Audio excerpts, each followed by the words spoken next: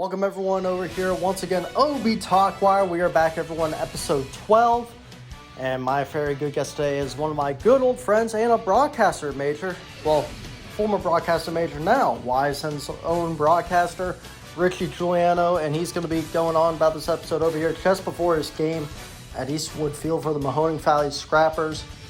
Richie's going to be talking about the sports broadcasting industry, the marketing of it all. You know, later on we're going to go talk a little bit about restaurants. Also over here we're going to be talking about some teams in the Valley that you got to learn about. And we are also, in fact, going to be talking about our good old favorite team, the Cleveland Browns, what we could expect from the season with them, and just the Mahoning Valley Scrappers too, a little preview of them and their game that, spoilers did happen, but you won't find out much about them till the episode. Once again, I want to thank Richie for coming on. I want to thank the support so far that the Talkwire has been given. And without further ado, let's begin. Episode 12, starting now. And welcome everyone once again from beautiful Eastwood Field, home of course, your Mahoning Valley Scrappers and your Youngstown State Penguins, if I'm not mistaken, for baseball. Mm-hmm. I'm here with the baseball caller himself over here, YSN's very own Richie Juliano. Of course, I work for YSN as well, but one of the best workers over here. Thank you for coming on real quick. Yeah, OB, thanks for having me, man. Here to the OB Talkwire, episode 12 once again. Episode 11, of course, uploading shortly. Once again, episode 12 will probably be uploaded then 5 days after that. I usually like to wait a couple days, let it fresh. Got to get some clips out too. Exactly. I mean? That's what gets the most views, actually, some of the clips when you think about it. You cut it up into 10, 15 seconds. And YouTube Shorts, yeah. Yeah. I mean, because everything's copying TikTok now, you know what I mean? So Reels, Instagram Reels, Shorts. My biggest worry is that every single time it will always say, oops, something's a problem over here because of maybe it's just a little shortage or something like that. But that's why I have audio saved. I'm trying to have like backup cameras or something like that. It's almost like security when like they're pointing all these red lasers at you. You're pointing as many cameras as possible so you don't lose any film. I think we'll be all right tonight, though. We got pretty good Wi-Fi up here in the press box, so it holds all of our broadcasts here on YSN. So, I think it's going to be pretty secure. Yeah, I'm hoping. It's more of like a laptop issue than like a Wi-Fi issue. Okay. It's a couple years old. 2020 I got it, so. It's not that old. I mean, 2-year-old laptop? That's not bad. It depends what you have on it, though. If you have like a bunch of schoolwork downloads and all that stuff, you know what I mean? That takes a bunch of space. We both know that as students, former students at Youngstown State University. So what's been going on, though, recently with you? I mean, last time we talked, of course, you were still doing basketball, now back to baseball. How's that been going? Yeah, so I've been real busy this summer. Just signed on with YSN for a 6-month contract, and I've been responsible for doing the play-by-play duties and on the radio for the Mahoning Valley Scrappers and the MLB Draft League campaign. And I've also been doing a couple other things around the baseball area, especially at Bobstein Park with a lot of the NABF World Series, doing the Class B baseball championships as well. So it's been a really busy summer for me, just a lot of baseball. A lot of baseball. I would definitely see that. And we got the tarp going right now because it's supposed to storm again. Yeah. Storm didn't come for me when I was at work, though. Might come for your buddy Romo. Of course, you're going to be the only one up here calling the game tonight. Yep. What's it like calling the Mahoning Valley Scrappers? Because this is just a big team. This is a team that's had former players move on to the ranks for the Cleveland Indians and other teams, in fact, been drafted to different teams, and their manager is Homer Bush. Yeah, Homer Bush right now. Yeah, so you got a bunch of like former baseball players, baseball managers on this team. What's it like just calling for a team like this, an iconic team? Yeah, it's really cool. I mean, this has been a staple in the Mahoning Valley and the Trumbull County for a long time. Homer Bush, who won a World Series with the New York Yankees, so they bring in a pretty big guy as their manager, and their pitching coaches have experience at the big league level as well. So it's really cool to be able to work around those guys. And, this league is now different than what it used to be in the New York Penn League. In the New York Penn League, they were affiliated with now the Guardians at the time, but now they're not affiliated with any major league team. It's, a league in the summer that is now run by Major League Baseball. So these are now the top prospects in all of the country that come here and play in this league. And, we had a lot of success in the MLB draft that happened in July. A lot of the guys got drafted, over 20 guys in the league. So pretty good numbers there. It's pretty cool to see, and there's a lot of good talent. So be sure to come out. It's not a bad drive from wherever you're at, and, it's a great night out at the ballpark, and it's cheap. Not a bad drive unless, we have I think a couple percent listening in the United Kingdom somehow on the channel. So unless you're from the UK, wow, that's a little different. That's a flight. Yeah. We'll just say it's a flight right there. But how many players so far, I want to say, that you've called have been drafted so far in the MLB. What do you say? Yeah, so, I mean, we called 3 guys for the Mahoning Valley Scrappers, touching on a local product from Marlington High School from Alliance. Zach DeZenzo, who played at Ohio State, he got drafted by the Houston Astros in this year's MLB draft. So it's pretty cool to see him get picked. A lot of the other teams have guys they got picked as well. Duncan Davitt's another guy that got signed by Tampa Bay. So those are just a few of the Mahoning Valley Scrappers that got picked in the MLB draft. But, going around the league, there's 6 teams in this league: Williamsport, Trenton, Mahoning Valley, Frederick, West Virginia. And did I say Williamsport already? I think State College. Yeah, State College. And State College. So that's all 6. Williamsport. No, that's really cool. You have all those players from just different areas, and even local areas getting drafted to the MLB draft right now. Now, your days at Canfield, you did play baseball, right? What are you, baseball player? Yeah, baseball player. Mm-hmm. What was that like? Oh, it was fun. I mean, being able to win 2 district championships and going to the regional final both of those years was a great time. I built a lot of friendships throughout my years at Canfield, and I still talk to a lot of guys. We actually played in a wiffle ball tournament with a couple of my former teammates last weekend, so that was a lot of fun. And who won that? We didn't win. We didn't win? We didn't win it. What was the final? It's in Columbus. We went 4-0 in pool play, and then we lost in the second round of the bracket play by a final 13-10. So that was a heartbreaker. Yeah, heartbreaker. Just losing by 3 runs. Yeah. But it was fun. I mean, we stay in touch, and it was unfortunate that we couldn't get to the state tournament back-to-back years. But Talmadge, who was a heck of a team at the time, they won the state championship our junior year, and then they dropped in the state semifinals our senior year. They beat us twice, and they featured so many Division I athletes in the baseball ranks, including Philip Glasser, who played baseball here at Youngstown State. He was the starting shortstop for the Penguins for 2 years. And where's he at now? He's in Indiana. Indiana, really? Mm-hmm. Wow, that's wild. And did he get with the Scrappers at all, or just? No, he hasn't played with the Scrappers. There was a lot of talks about him getting drafted, so I think he kind of shied away from playing in the MLB Draft League. But, unfortunately, he didn't get that call. But, coming up next year, I think he's one of the guys that could be a top 10 rounder in the next 2023 MLB Draft Day.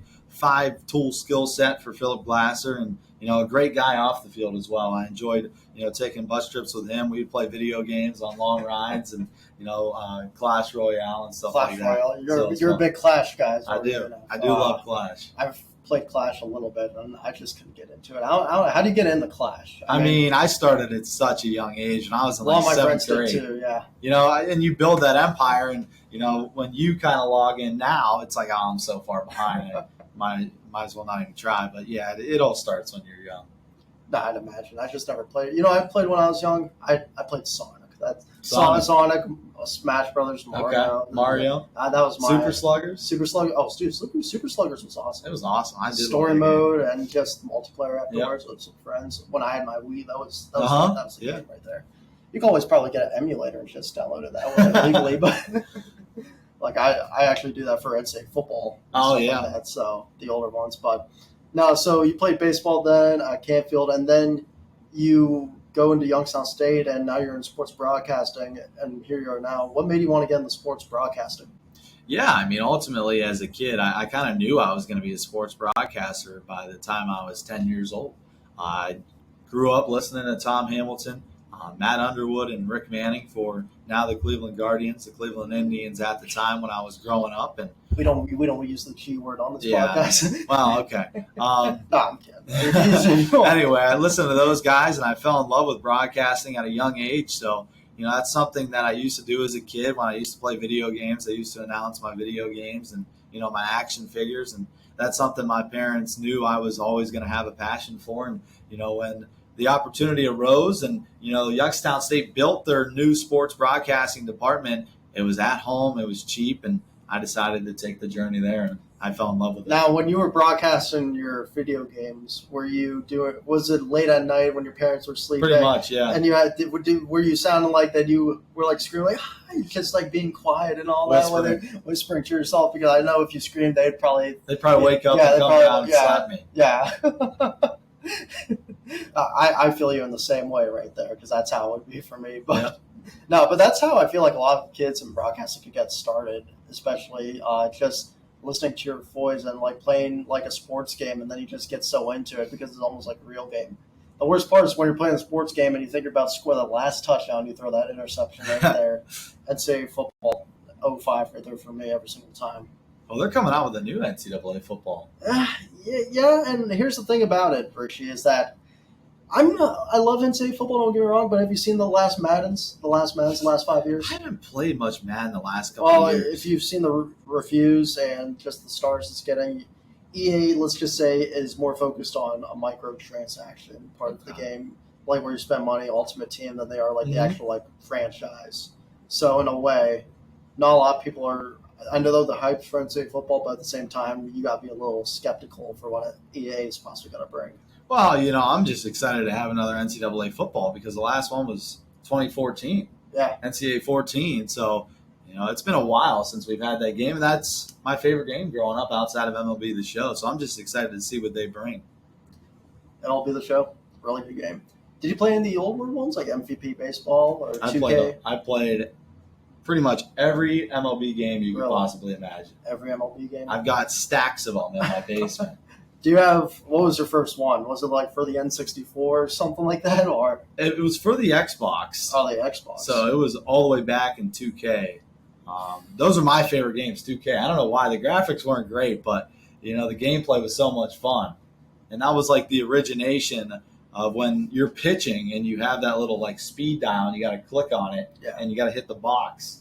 So I like that a lot. I have the show, but before that I had 2K9 on the Wii or something like that. Okay, yeah. I played on the Wii as well. And the Wii had like where you felt like you were actually kind of in the game because like you were actually pitching. Yeah, you had the whole A and B Wii remote at the same time, but then you would actually like do a pitch kind of like you were actually in the game, and you would bat like you were in the game too, so it was pretty sweet. Problem is that the timing though was also like you were playing real life baseball. Like it was really hard to like hit a fastball. It was like Wii baseball. Yeah, you had to time them up with those giant bats. Yeah. Are you talking about the Mii's? Yeah, the Wii Sport. Yeah. Oh, dude, I remember playing those games too. Those were fun back in the day. I think bowling was my favorite out of those games. I liked baseball, and baseball was golf was pretty fun too. Golf was very difficult. Yeah, really for you? I don't think I had a problem with golf. See, I'm better golfing in real life than I am on the Wii. I'd imagine so. I mean, also it seems like a lot of baseball players are a lot better golfing, better like than just your average person going out to golf as well, because it's the same swing motion almost in a way. Well, I think it's a lot harder for first-time golfers that are former baseball players because you got that slice because of the way your swing is. But, once you figure that out and it takes a couple of years, and I agree with you. The athleticism in the baseball swing kind of takes over, and it's almost that rhythmic swing going back, and, you got to drive through the ball and make sure that club face is straight on. Speaking of golf, did you watch any of the Live Tour? I don't know if you're a big golf fan. No, I haven't. I mean, I don't watch golf on TV as much as I play. Let's just say that. So I enjoy playing it. I'll sit down with my grandpa and watch golf because he likes watching it. But, if I'm on my own, I'm not going to watch golf. When you go golf, do you get like a classic beer or something like that, classic Miller right in your hand when you go onto the course or something? It depends. Depends. If I'm playing in an outing, probably. But if I got work, at night, just water and Gatorade. Yep, water and Gatorade. Can't show up hungover. Nope. Can't pull a who's Harry Doyle. Harry Doyle, yeah. Can't pull that. Or who else was one that probably called some hungover? No, remember it was John Madden and who was the other commentator? That used to be with John Madden, one of the legends. John Madden? No, the play-by-play guy that was with John Madden. One of the legends passed away. What was his name again? It's right in my mind. I just can't say it. It definitely wasn't Al Michaels. It was before that. Definitely not Al Michaels. But I think there was a time where both of them were hungover back in like the 80s, really? Or something like that. So I know the name. So in my mind, he's the I remember because Madden 2002 when I was playing on the emulator, he passed like in 2013 or something like that. And I watched the football life of him. It's just sometimes it goes into your mind and then it'll come eventually. Yeah, you'll figure it out. I'll know who it is in a couple minutes. Like, don't get me wrong right there. So you go then afterwards, sports broadcasting. Now, how fun was it doing just a lot of stuff at YSU? Because you called a bunch of games at YSU, dude. I mean, I know you worked football. I know you didn't call football, but you worked for the football team, ESPN3. You had you broadcasted basketball for them. I think boys and girls, right? Men's and women's. Girls, I did on ESPN Plus. Boys, I would do a lot of sideline A work. lot of sideline work, but you're still getting that broadcast experience with guys who are Division I athletes could have a chance to make it possibly to the next level. Yeah. You know what I mean? That was fun. What was it? How fun was it? Oh, I mean, it was awesome. Being able to be the play-by-play voice of the women's basketball team on TV was a great experience. Sitting down on ESPN Plus and talking to the producers weekly and trying to get graphics ready to go before the game was a lot of fun. And I would present a lot of the graphics to our guys, and we'd run from there. Ron Patessa was my color guy, and he's a great guy, and he's a fun time to be with. So. We had some fun doing that, and the women's basketball team was really good that past season, and they had a lot of fun athletes to watch, some really aggressive players, some gritty players, and some good shooters as well. So, I mean, it was a great experience overall, and I'm glad I got my foot in the door that way. But on the basketball side, men's side, it was a little bit different doing stand-up sideline reporting because you had a 3-minute segment you had to cover with a lot of the stats and analysis of that first half. So it was difficult at times when the game wasn't played the right way in the first half, and it might have been a bad game offensively. So you had to fill some time and find some unique ways to talk about different things. And, they put you underneath the hoop, and you've got the entire section staring down at you. So when you have that mic in your hand and everybody's kind of staring at you, it could be a little intimidating the first couple times, but you'll get used to it after a while, and, it's a lot of fun. Well, what was one time where you had to fill in if it was a bad game? Oh, I mean, we played a Division III team, and the score was 43-10.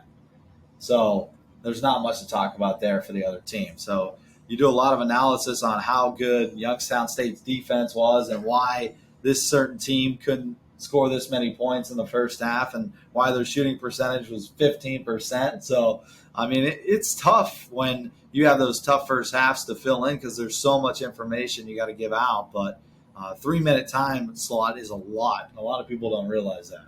So I imagine you have to fill in all that time. You have to keep on saying stuff too. You can't have any dead time. No. It's not like when you're calling baseball, you got a little bit of dead time here and there. But when you're calling basketball, you're calling from the sideline report. You got you got to find something to say, and you got to say it right away. You got to make sure all your stuff's written down, right?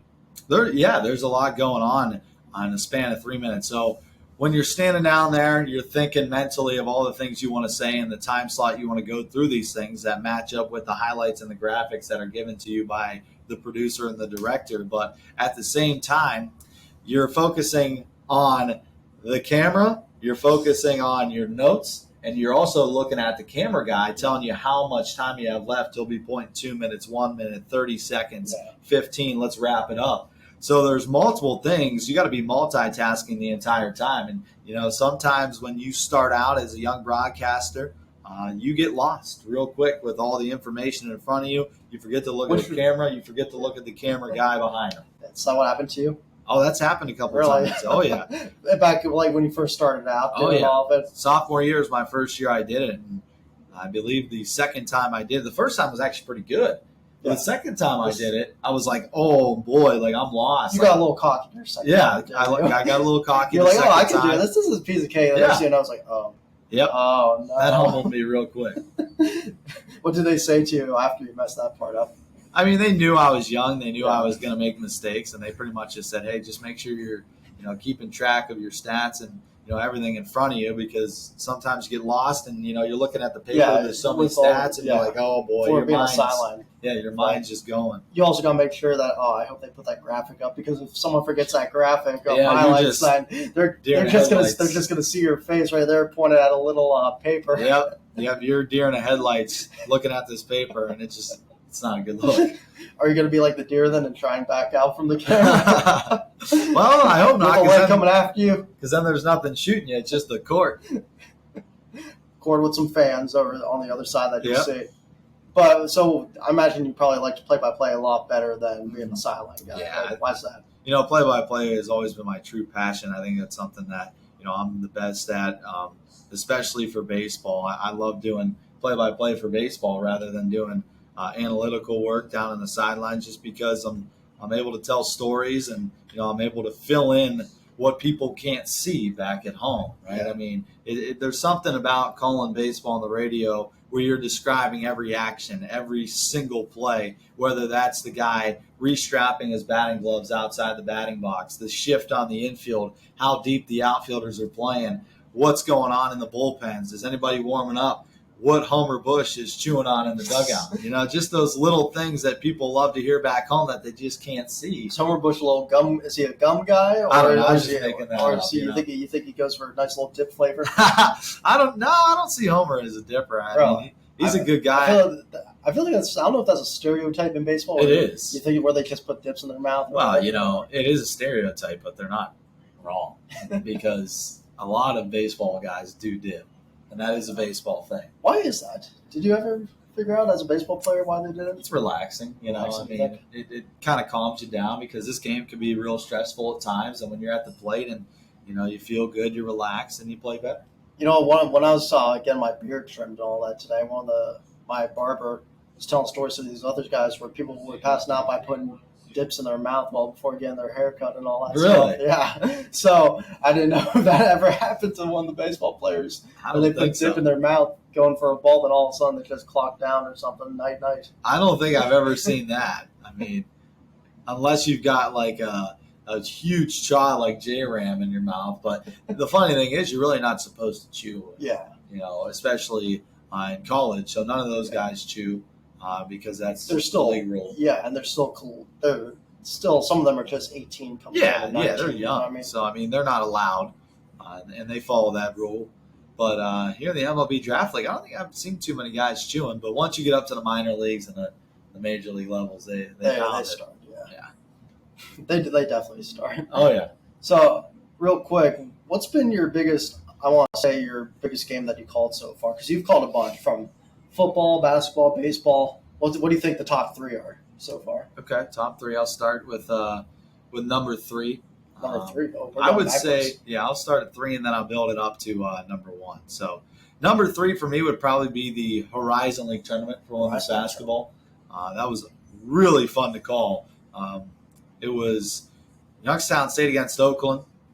Oakland actually upset Youngstown State to knock them out of the tournament. But, whenever you get to a tournament game like that, everything's on the line. Great crowd, great capacity. And, it was a lot of fun to be able to call a tournament game like that because it was on ESPN Plus, and, there were a lot of people tuning in.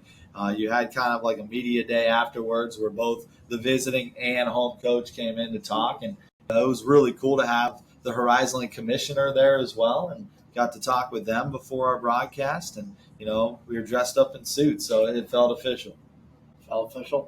What suit was Richie Juliano wearing, should we say? It's actually on my Instagram. I got a blue Navy suit that I was wearing. Because you don't seem like a suit guy. Every single time No. I see you, you're always just wearing, khaki shorts Yep. or like a little shirt like that right over there. Which, by the way, I'm still waiting for my polo to come in. It's coming. They're in coming. HQ, actually. That's so perfect, yeah. when you go to the football boot camp, Yeah. we've got one waiting for you. Yeah, boot camp, and are you going to the other one too that they're having? Yep. That one too?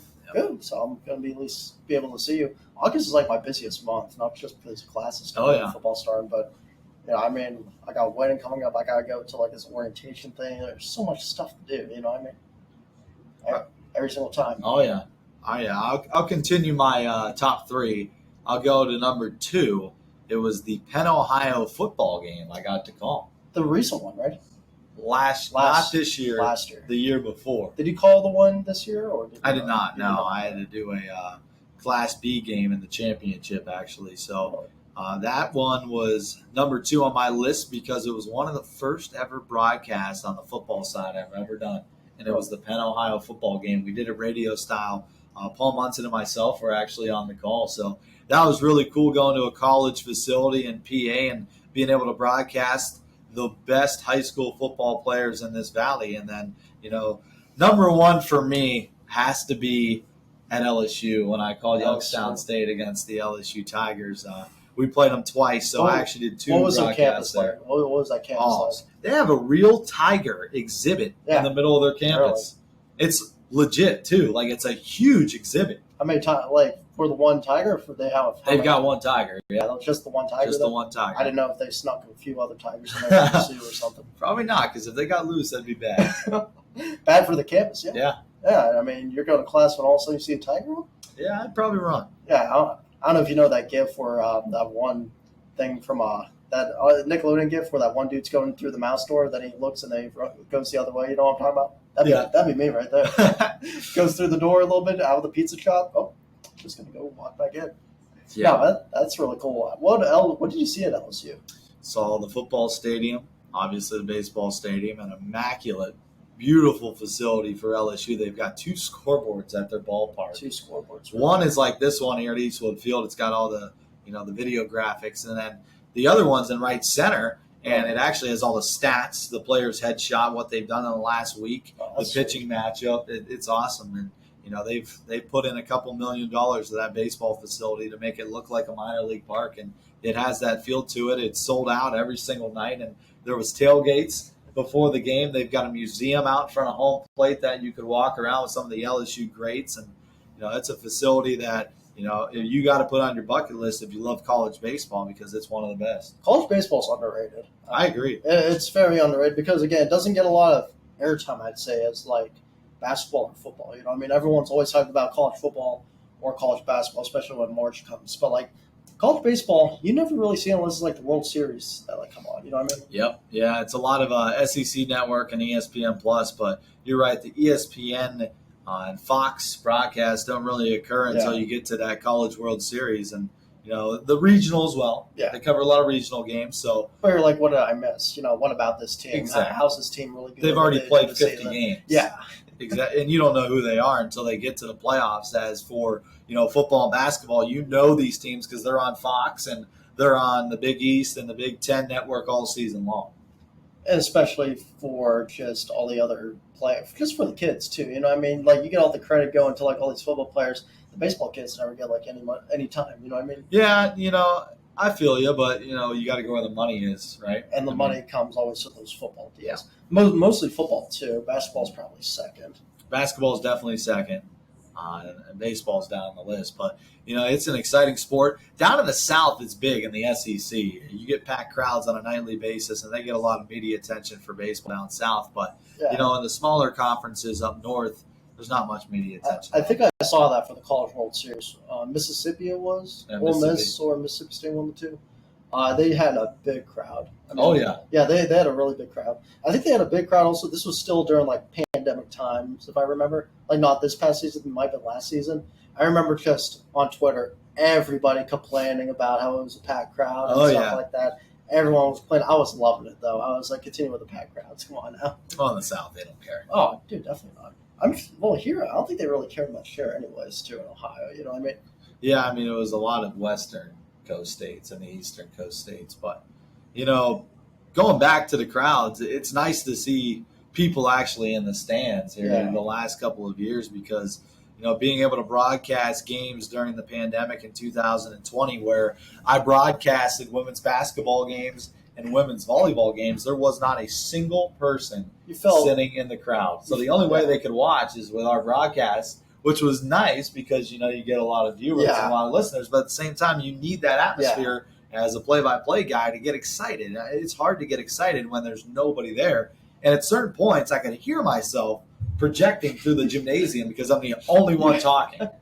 Well, yeah, and when there was high school basketball and all that during that pandemic season, you at least were able to have like a little bit of there was noise, family, and a couple friends, and maybe were able to bring some. So you were able to hear a little bit of noise, especially with the call I had, the Tyler Beck one. You heard. Oh yeah. You heard at least. It felt like the whole thing was like crazy. It felt like there was a whole like student section again or something like that. But for the most part, I'm glad that we do have at least all these fans back over here, and hopefully the rain will like cool down. I hope. You know what I mean? Well, you know what? I'll knock on wood because we haven't had one delay throughout this summer season here at Eastwood Field. And tonight's Buck Night, so it's a big night around the valley. Everybody loves their Buck Nights. It's dollar dogs, dollar beers, dollar tickets.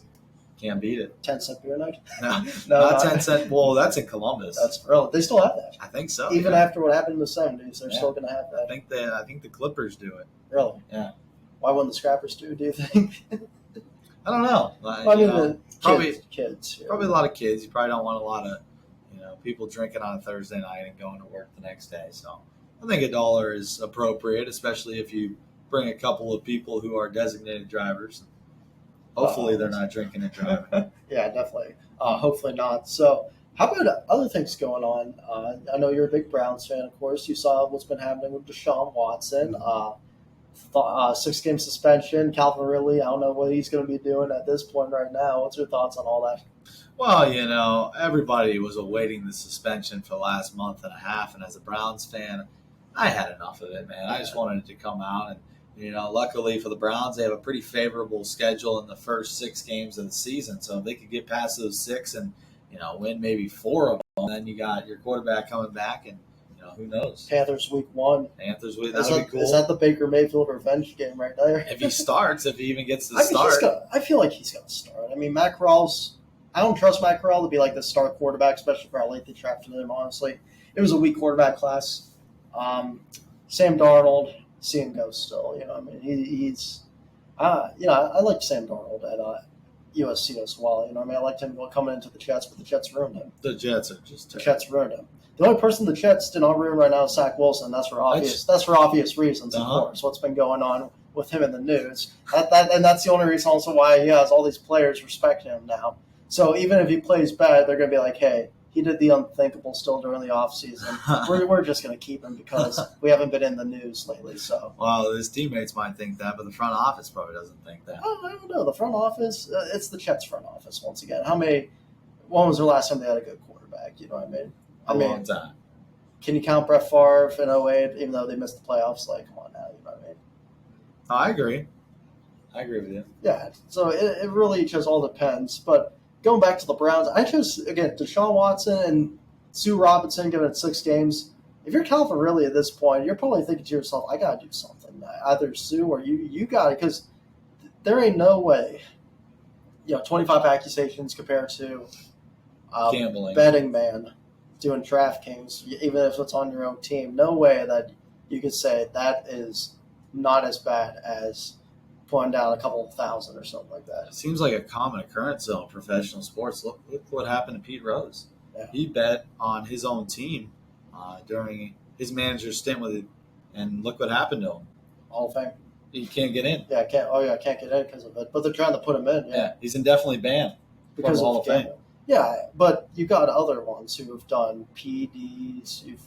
No, I agree with you. There's worse things that players do, and they don't get that suspension and ban. But for some reason, all the professional sports puts a big hold on gambling, and it's always a big suspension. And Calvin Ridley and Pete Rose are 2 of those professional athletes that are at the forefront of that conversation. Well, and gambling is becoming legal almost everywhere now compared to what it was back then. You know what I mean?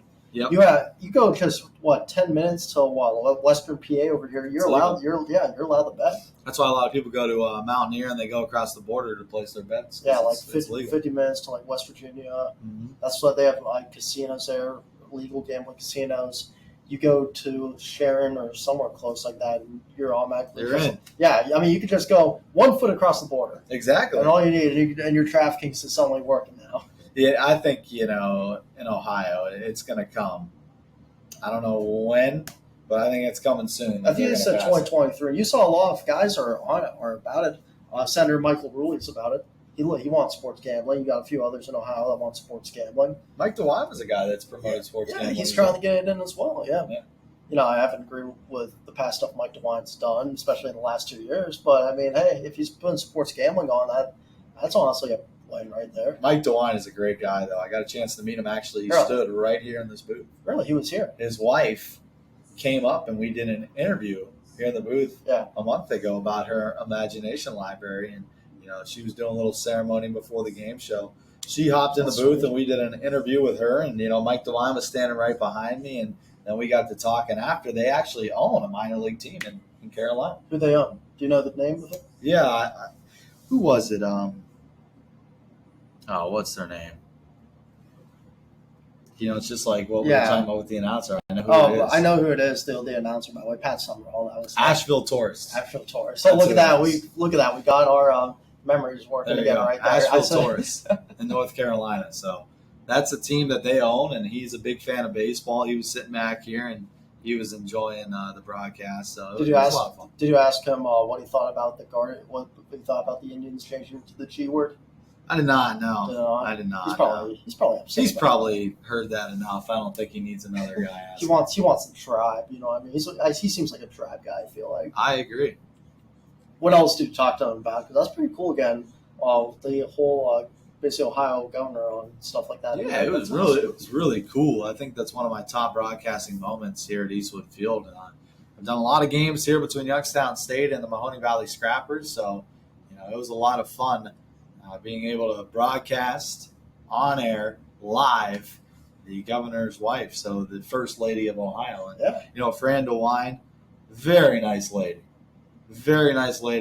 cares a lot for her grandchildren. You can kind of hear the passion and the love that she has for her grandchildren, with her voice. And it was a lot of fun being able to do that. I'd imagine it was. And you never really get the opportunity when you're getting the governor of Ohio on, too. You would think that it would be a nervous thing, but no, if they're cool with it. I mean, that's definitely probably one of your coolest moments. You talked about games. What else would be like, I want to say, a cool moment just working out on YSN besides doing the Scrappers? What else would you say? So I got my couple. I told you about Tyler Beck. I don't know what yours were. So I've got a couple games for YSN that I've done. I did the 2021 Class B championship game in Game 4. Creekside upset the Astro Falcons. Really? And Astro, who is one of the most dominant teams in this area for the past decade and a half, and Creekside came in and they beat them. So that was awesome to call. Yeah, sadly not this year, but last year. Definitely. Yeah. They have so many D1 players. I don't know how they get all those prospects too. Wow. Guys from the Valley, guys from Western PA, it's so many of them. Yep. Don Pletcher does a fantastic job. And I was asking him that, like, your whole roster's D1 guys. Where do you find these guys? And he goes, So I said we'll be right back with the Richie Juliano episode. But first, a word from a good old sponsor. Fake it till we make it with Celsius. Great energy drink, mind you. Don't drink too much, though. You can drink maybe like twice a week before a workout. Just don't drink too much because there are some backfiring that could happen with it. So do not drink too much. But once again, shout out to Celsius. Drink responsibly with the energy drinks. And I want to thank Riverside.fm once again for the recording. No technical issues on this part. So without further ado, once again, let's continue with the episode of me and Richie Juliano. We've kind of built a reputation around this area to where guys are almost contacting me every summer to play for him. So, in the old days, it was probably a lot of communication between him and a lot of the coaches around the area. But now he just lays back there and because they could just email and text. They just DM him on Twitter. Yeah, and DM him on Twitter. Because back in the day, you'd have to send like handwritten mail-ins to him and all that. Not anymore. He just texts them back on Twitter and they're good to go. Really? So what do you think they'd have to do also to just get into the team besides like getting a text? Do you think they have to have any tryouts? Well, they got to be good. That's first. They'll probably have a recommendation from their coach. Probably have to have good stats. And, Coach Pletcher probably wants to take a peek at it once or twice throughout the high school season and make sure that, they're Astro ready.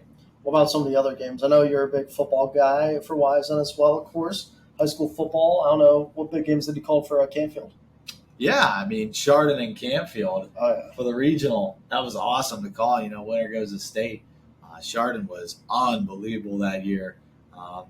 They won the state championship. They beat Canfield that night. But it was really cool because it was in Hilltopper territory, so we took the trip there, Gary Neal and myself, and we called that game radio version because I believe Spectrum came in and did the TV. Same with our state championship, which is a cool one to call for me, by the way. Against Ursuline Clem Massey. Yeah. And Ursuline blew that lead. Yeah, I know. I was listening to that game, actually, in the car. You were? I was. Well, what was your reaction to that? I was just like, it was me and my grandpa. So my grandpa was sitting there with me, and he loves football, and he knows the area pretty well. And, we're just sitting there, and you're calling them just like, this is not good. Like, just touchdown after touchdown. And then I just remember driving, and we were just like, you've got to be kidding. That did not just happen. Yeah. And then I could hear just the sadness in your guys' voices. Yeah. Steve Leslie called that with you, right? Yeah, he did. Yeah, I do remember that. Yeah. Because Steve's a diehard Ursuline guy, and so are you. Well, yeah, and one of his son, who's one of my good friends, went to Ursuline. We graduated together, actually. Went to grade school together, actually. Oh, yeah? Too, so, been friends for a while. And his daughter goes to high school there as well. Now Grace, Grace, yeah. So, I don't know. I think she might be a junior, close to senior now. I think she's a senior now. Yeah, so that's crazy. I remember God, when I was in high school, she was just little and stuff like that too. So time flies, definitely. So you got a new duty this year though with Niles, right? Yeah, Niles, that's gonna be pretty sweet. And honestly, I just want to because breath of fresh air. Had to get away, I think, from the Ursuline stuff. Had to kind of like follow what would be better. And there's a few old Ursuline dudes at Niles as well. Yeah. And I had one on the Talkwire. I saw Coach Kemp. So, he's there. I've met Coach Perry before. He's a good guy. And stuff like that. Really nice guy. Don Patron's there. PK's there. Paul Kemp. So, in a way, it's almost like you got the whole old Ursuline. Yeah, it's like crew. the Ursuline alum. Yeah, the whole Ursuline old crew when I was playing who coached me or like coaching at Niles right now, and I can broadcast their games. They have some really good players too. I mean, their running back, really good. Yeah. He had 18 touchdowns I read last year or something like that. Wow. And remember, and people saw their record like it wasn't good, but 4-5. The thing is about that is that they started out 3-1. Cove started out 4-0 actually. They lost 6-0 in a whole defensive game against Howland, first game of the season, but they could have started out 4-0. Problem is, a lot of their kids got hit with COVID, like out there. That's why they fell like so many games. That was the problem the last couple of years because everybody was like getting COVID. Yeah, everyone was testing, getting COVID. Now they got rid of that, and I think it's back to just normal now till November comes around. But we don't speak. I don't speak a lot of political stuff on here unless it's with a political guest. But until that all goes around, you know what I'm talking about. But hopefully it stays at this normal rate. You know what I mean? Because again, high school kids are healthy. You see how much they lift for crying out loud. Like, it's ridiculous. Like, there's no reason to test them unless they're actually like have horrible asthma or like they really do need testing. If they look healthy and there's no reason to test. You know what I mean? I don't think they will this year. No, because look at Ursuline, for example, 2020. They could have made the state if their players if they didn't test their players. Like, you know what I mean? Or I don't think even that's right because they were missing their starting quarterback, weren't they? 5 players. Shannon, Matthew Reardon, Walker, who else? They were missing a couple more. Dean Boyd, I think? No, Boyd was there. They were missing a couple more, though, and that's why they got smacked against Maryland Catholic. You put all those guys in, they beat Maryland Catholic, no problem. You know, it's funny. What? I called that game. Yeah, you did. You and Thornton, right? Me and Thornton against Maryland Catholic at YSU at Stanball. Yeah, and you didn't even realize all those players were out till the last minute, right? No, I knew they were out because Steve gave me a heads up, but we weren't allowed to say anything. Why? Because Maryland Catholic didn't know until kickoff. Really? So I was not supposed to say anything. How do you know that a lot of players are out? Well, because you didn't have to report it. Yeah, I mean the OHSAA knew about it, but they weren't going to go tell anybody. That's out. I mean, imagine that. You're like, where's your starting quarterback? Yeah. You're like, what's going on over here? It's like, hey, Shannon. Yeah. Hey, don't matter. Just take advantage of it. Take advantage of the opportunity. Like, okay. Yeah, they won. And they won because of that. I don't know. It's again, glad they're not testing over here. I'm just glad that we could maybe see what happens with all the teams this year. You know, the normal good, just a normal season. You know what I mean? Yeah. Nobody had the last 2 years. And welcome back, everyone, here to the OB Talkwire, episode 12. After that little commercial break, once again, we want to thank our sponsor that we hope could be a sponsor in the future. No, I don't have Celsius this time, everyone. I have Gatorade Fit. It's healthy, real hydration Gatorade.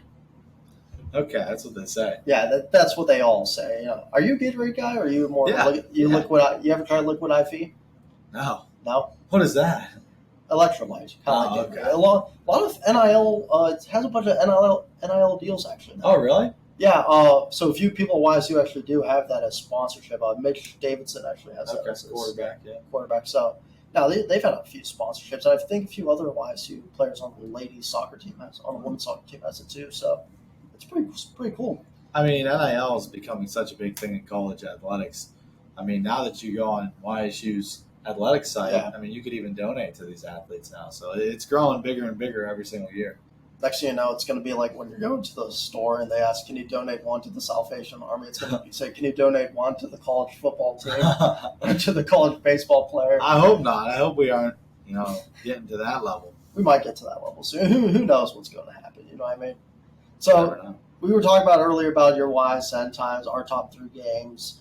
How did you get into YSN is what I want to know. How did that story happen? Yeah, good question. So my freshman year of college, which would have been 2018-2019 season, YSN got the contract with the help of Steve Leslie, because he has a lot of connections at YSU. They got the contract to do Youngstown State baseball games on the radio here on YSN. And luckily, they were looking for somebody to do it. So at the time, Christina Stanovich and myself were presented with the opportunity. We went to Trevor Parks, and we talked with Trevor. Then we talked with DJ and Steve, actually in the Beagley Center. That was our first meeting, first time I ever met DJ. And we talked it over, and we kind of had the same goal and the same passion for the game of baseball and this program here at Youngstown State. And that's how I got started in YSN. And after I got started calling those games on the radio, then they kind of branched me out after the season was over to do some basketball. Yeah. So once I started basketball, then they wanted me to do football. And then, and I remember you were just weren't you kind of like a journeyman for doing like all those teams? Because Canfield didn't have the contract till the next season, right? They didn't. You're right. So I was just doing random games. Random. So every single time, it's like you didn't really have a consistent team. You were like split everywhere, so you had to like find out about this team, find out about the team they're playing, find out their coaches, find out starters, name pronunciation, compared to like when you got the contract next year with Canfield. I imagine it was a little easier. It was so easy. Because you could just focus, on the one team. You know what I mean? You just have the one team, you just have your players, and you can mostly focus, because you already know about most of them.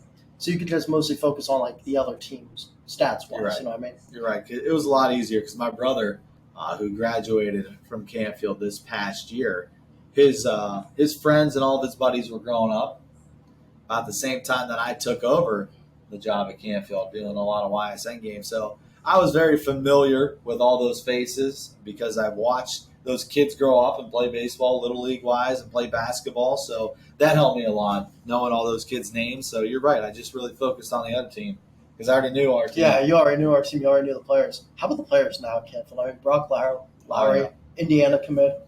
Yeah, I had the opportunity to interview him last year at Coco's Pizza for one of our player profiles, and that was one of his goals that he told me he wanted to go play Division I football. And at the time, he was very interested in Iowa State, but then Indiana came knocking, and it's obviously a lot closer to home. It's the Big Ten. It's a great opportunity for him to maybe jump in and start his first couple of years. So I'm really excited for him. And Canfield's got a lot of big names the last couple of years. I've heard. I mean, they've been really good from what I've seen. Yeah, they have been. And, that all starts with leadership and Mike Pavlansky, a guy who's one of the best leaders in this valley and, around the Youngstown area. Great guy, a humble coach, and he knows the game of football all around. I'd imagine does. I've seen him too. He looks like he's just a football guy. He is. They say this dude looks like a football guy. He is a football guy. He's a football guy. He literally eats, sleeps, and breathes the game of football. He's in the classroom watching film for 3 hours. Then he goes out, does practice, make sure his kids are all good and they're in line. And then he goes back in and he watches film again at night. Like you would watch film after the games are over. The games are over, really. I mean, he is an animal. So they had preparation and stuff for the next practice the next day on Saturday after their game was over Friday night. And I'd imagine he's like, all right, we got to go back to the film over here. Let's not hesitate any longer. I just got to go watch this film over here, and I'll be back to all you guys Monday. Right? You want to know a really interesting fact about Mike Pavlansky? Let me hear it. He has never been to the Canfield Fair. No way. And he's lived in Canfield forever. How are you? Is he going to change that this year? I mean, I asked him that last year. I'm like, you're coming with me then. What did he say? He said, nope. I'm never going. Well, why doesn't he want to go to the Canfield Fair? Is there a reason? I don't know. Because he says it's always around football time. Right when you're getting into football, you're practicing. He's watching film, like I said earlier. He is dedicated to the first 2 weeks of the season. So he said he doesn't have time to go to the fair. Are you a big Canfield Fair guy? Oh, yeah. I go at least 3 times every year. 3 times every year? I mean, it's in my backyard. It takes me 5 minutes. Oh, really? Yeah. So you just walk basically to it? Take a nice little walk? I could walk, but that's a little bit far. I drive. You don't want to get the little walk-in cardio in? No, see, I should because of what I eat there. It's probably not the healthiest. What does Richie Juliano eat at the Canfield Fair? Let me see. Do you get like the big bucket fries there? Fries, cinnamon big rolls, bucket fries, gyros, ice cream cones, funnel cakes. Funnel cakes, yep. Caramelized apples, deep fried Oreos, kettle corn's big there for me. I've even had Chinese food. How's Chinese food at Canfield Fair? Yeah, it's all right. I mean, it's a cheap kind. I like that. Yeah, it's like the ones they grill in front of you. It's like hibachi. It's pretty good, It just takes like 3 seconds. Yeah. They just pour a little bit here, pour a little soy sauce, just start grilling it, just start eating. Here's your chopsticks. Pretty much. Puts it on the stick. There you go. Corn dogs. Corn dogs are always. Well, that's always a fair tradition. You got to get corn dogs. You got to get a corn dog. Snow cones, yeah, slushies. That's another one. Yeah. Snow cones, slushies, corn dogs. Lemon shakes. Yeah. Got to get a lemon shake. Oh, all the time. Those are like top 3. That's your top 3 stuff that you have to get at a fair. Or I've pretty much eaten everything you could think of at a fair. Malts. Didn't say that. Milkshakes. I've had a milkshake, which is, I don't know why I got a milkshake at the fair. Why? What's wrong with that? Milkshake it's just, you can get a milkshake anywhere. Well, yeah. Is the best milkshake, do you think, McDonald's probably? the chocolate milkshake. I don't know. Whenever you can, if the machine isn't broken. Yeah, the machine's always broke. That's why you can't ever go to McDonald's for ice cream at night, because it's broke. Definitely not. Why is it always broken at night? Good. I have a conspiracy that it's fine. They just don't want to use it. Oh, probably. Look, McDonald's workers, they've already got enough slack going on. I mean, they've already got enough people always calling them out for all that stuff. It's like, you know what's a good fast food place, honestly, kind of? Cane's. Oh, Raising Cane's is phenomenal, man. You ever go to the drive-thru? You know what they say? They're like, "Dippity-doo, what can Cane's do for you?" Oh, yeah. It's like, I can't remember what it is. It's like, chick something. What can I get you? Or so, I don't know what it is, but they do have a little tone, a little ringtone. A little ringtone kind of. Did you try the new Swenson's in Boardman? I have not. See, I've been around that area, and I have seen the line out towards 224. So I'm like, why? I'm just gonna wait it out because I did the same thing for Cane's. So you gotta wait at least a couple months or so before it dies down. I went to the Cane's opener. It took 45 minutes to get my food. 45 minutes. It was an unbelievable wait. You were in line, right? Like through the drive-through, or were you drive-through? They had the police there patrolling traffic because they knew it was going to be so backed up. But I mean, I want to get Swenson's. I love Swenson's in Akron, and it's probably even better here. I've never had it, so I won't know. Okay. It's a fast food burger joint. They got good burgers. They got good milkshakes. Yeah. Better than McDonald's? Yes. Really? They have better The best milkshake I've ever had was actually in Florida. Really? Yeah. Like for Swenson's, or was this for something else? This was a different restaurant. Do you remember the name? Yeah. Well, it was a different name now. At the time, I believe it was like Johnson Burgers, but now it's a different name. I got to go back down and find the name. Hey, maybe Ron DeSantis could bring us to a nice little joint like that. Why not? Get us some free food. Ron DeSantis. If you're ever back in Florida for a game, to say, hey, man, look, DeSantis, I love you. Let me just get a little burger over here, free burger. Come on, man. I'm a broadcaster. I don't think he cares. Yeah, definitely not. No, he seemed like the type that Brooks Burgers is what it's called Brooks now. Burger, okay. It's coming to me. Everything's coming, man. I'm clicking now. He's cooking. Brooks Burgers, if you're ever in the Fort Myers and Naples area, Brooks Burgers milkshakes are the best. The best. Now, did you ever go to Siesta Key in Florida? Because I know a lot of Canfield kids went there. No, you're right. You're right. That was a big party place. Yeah, that was a big party. That was actually our spring, almost like spring training for baseball. We went down there and we played. No, we didn't go to Siesta Key. We would always go to Myrtle Beach in South Carolina. So while we were at Myrtle Beach, all of the football players and basketball players, they went to Siesta. Yeah. So you were training. They were all partying meanwhile. Well, it was our baseball season. We had to go. It was for a tournament. Yeah. I mean, I've seen some Snapchats of when they were at Siesta Key. I just remember there was like a helicopter, police helicopter and all that stuff. Really? Yeah, I think so. Yeah, it was a police helicopter, like having lights shine and all. Wow, what happened? Was there a big fight? I don't know. I can't remember. This probably was like so long ago at that point. Or probably because you know how they are at night. They're just drinking and all that stuff. They probably need to stop it somehow. They probably know what goes on. It's like they're all underage. Even if you get the chill cop right then, you don't get the strict one. You get the chill one. They still got to say, hey guys, I love to come party with y'all, but you don't yell, just kind of go. You know what I mean? Yeah. Talk about what's also coming up? College football again. What's your thoughts so far? Who do you think the best team's going to be this year? I heard Nick Saban saying something about it's going to be an off year and a rebuild for. He said last year was a rebuild, but Alabama.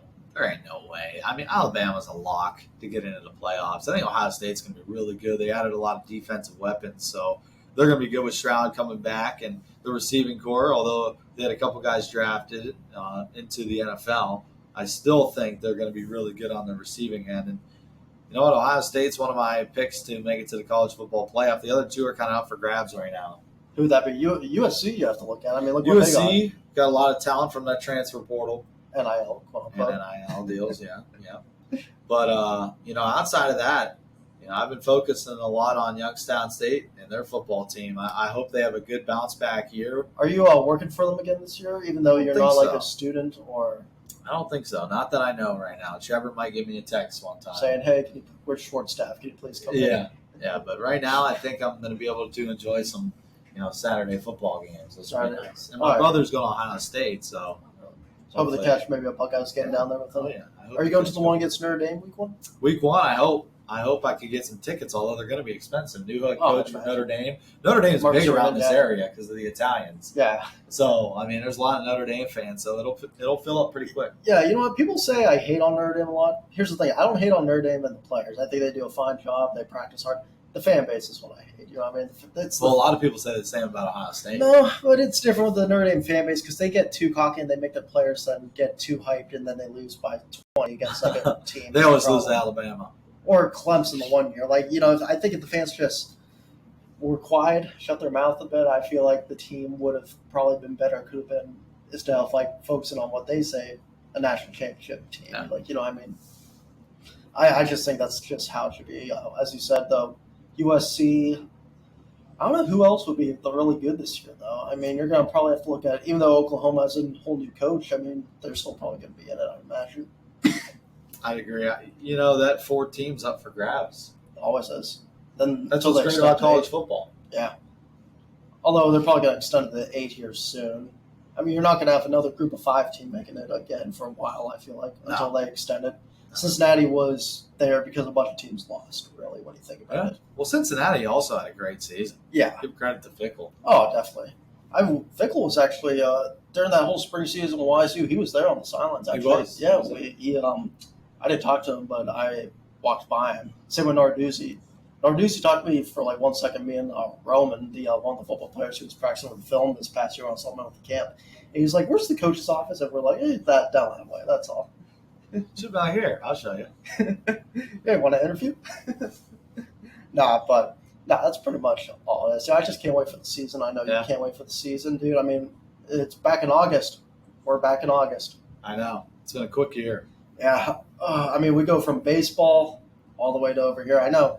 You call it real quick. How are you so consistent in calling 3 baseball games in a row for Class B? Yeah, it gets tough.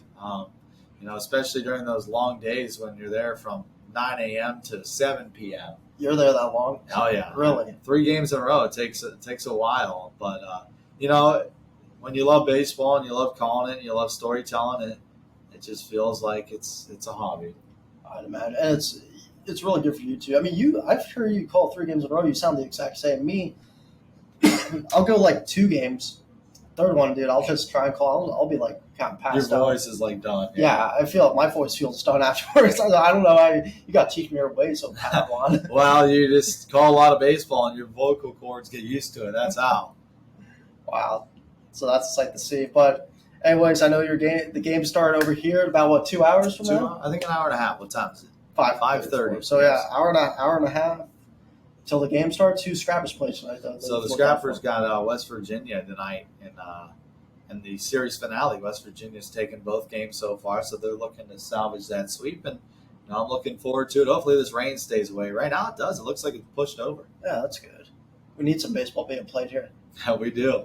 All right, but everyone, Richie, first of all, thank you for coming on. Appreciate you, Obi. Everyone, that is Richie Juliano right there, YSN play-by-play broadcaster, and also a really good friend, also former Penguins broadcaster right there. You can check him out. What's your Twitter? At Richie Juliano? At Richie Juliano, and then Instagram's at RichieJ9. RichieJ9. And remember, you can follow OB Talkwire on Instagram, just at OB Talkwire. You can follow me at Ian OB O'Brien, Snapchat OB the Kicker 41. And that's how you will find all my social media pages right there. But once again, I want to thank Richie for coming on over here, everyone. I want to thank, once again, Fake It Till We Make It, Gatorade Fit. And I'll see you all next time here on the OB Talk Wire. I want to thank everyone that tuned in to the episode with Richie Juliano just now. It was a great talk with him about Mahoning Valley Scrappers, how he got into sports broadcasting, the Canfield Fair. It was a really nice conversation with one of my good friends. And up next, episode number 13 coming up over here with another guest. I've known him for a while. He is Vec OSHA's officiating crew for football, baseball, basketball. That would be none other than Brian Ladner, and that's going to be a really great episode with B Lads over there. We're going to be talking about his officiating, refereeing, the pros and cons of being a ref, and it's going to be a nice conversation that we're going to have about the football season coming up over here in the Valley. So once again, I want to thank Richie Juliano for coming on the show, and I'll see you all next time here on the OB Talkwire for episode 13 featuring Brian Ladner.